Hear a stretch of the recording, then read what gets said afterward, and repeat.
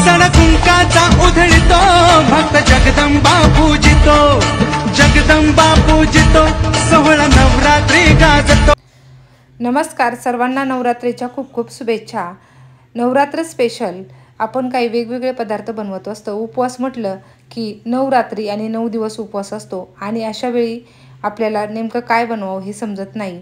त्यामुळे मुद्दामून मी ही डिश, साधी सिंपल डिश तुमच्या समोर तयार केलेली आहे। अगदी कमी साहित्यात, कमी वेळेत आणि झटपट होणारी ही डिश आहे।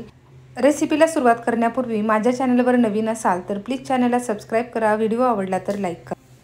नवरात्र म्हटलं की काही ठराविकच भाज्या आपल्याला इथे खाव्या लागतात।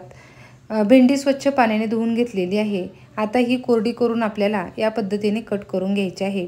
नवरात्रीचा उपवास म्हटलं की वेगवेगळ्या पदार्थ आपल्याला बनावे लागतात। गडबडी भरपूर आपल्या पाठीमागे असते, कारण घरातल्या लोकांसाठीही आपल्याला जेवण बनवावे लागते आणि आपले उपवासाचेही फराळ आपल्याला तयार करावे लागते। त्यामुळे दोघांसाठी मी ही भेंडी बनवलेली आहे, जेणेकरून मुलांच्याही टिफिनला देता येईल आणि आपल्या उपवासालाही खाता येईल अशा पद्धतीने।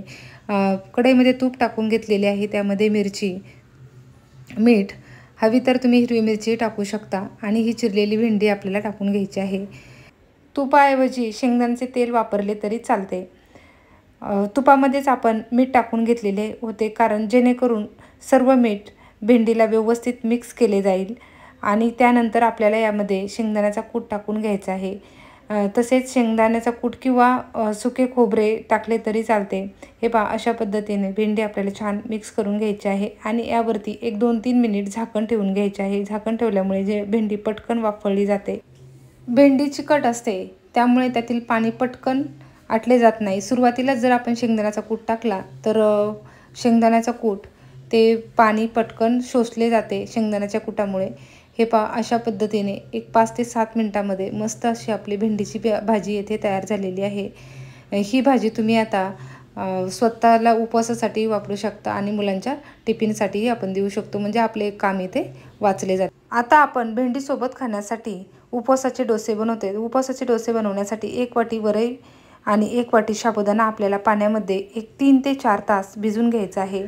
बऱ्याचदा नवरात्रीच्या उपवासामध्ये घरामध्ये साबुदाणा आणि वरई आणली जाते, परंतु ती दळली जात नाही, कारण हे पीठ दळण्यासाठी गिरण पूर्ण क्लीन लागते आणि बऱ्याचदा सिटीत म्हणा किंवा खेड्याकडेही एवढे व्यवस्थित दळले जात नाही। त्यामुळे याचे असे जर मिक्सरमध्ये बारीक करून पीठ तयार केले तर त्याचे डोसे खूप छान होतात। जसे आपण उडद डाळीचे आणि तांदळाचे डोसे बनवतो, सेम त्याच पद्धतीने पीठ आपल्याला बारीक दळून घ्यायचे आहे। आता आपल्या क्वांटिटीनुसार यामध्ये पाणी टाकून घ्यायचे आहे। एकदम परफेक्ट असे हे पीठ तयार झालेले आहे। आता डोस्याच्या तव्यावरती तूप लावून घ्यायचे आहे आणि यावरती आपल्याला याचे डोसे काढून घ्यायचे आहे। भाकर करण्याची गरज नाही किंवा दळून आणण्याची गरज नाही।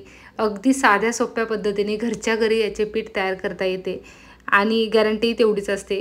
कोणते पीठ यामध्ये मिक्स केलेले नसते, एकदम आपले ओरिजिनल पीठ येथे तयार होते आणि साध्या सोप्या पद्धतीने हे डोसे तयार होते। हे पहा, डोस्या साईडच्या कडा सोडू लागला की आपल्याला उलटून घ्यायचं आहे। हे पहा, एकदम मस्त असा डोसा आपला इथे तयार झालेला आहे। माझ्याकडे उपवासाचे पीठ नव्हते, त्यामुळे मी अशा पद्धतीने घरच्या घरी पीठ तयार करून या पद्धतीने डोसे तयार केलेले आहे आणि मस्त असे आपले इथे डिश तयार झालेली आहे। तुम्ही पहा, एकदम पेपर डोस्यासारखा हा डोसा तयार झालेला आहे आणि भेंडीची भाजी त्यासोबत। पुन्हा एकदा सर्वांना नवरात्रीच्या खूप खूप शुभेच्छा। धन्यवाद।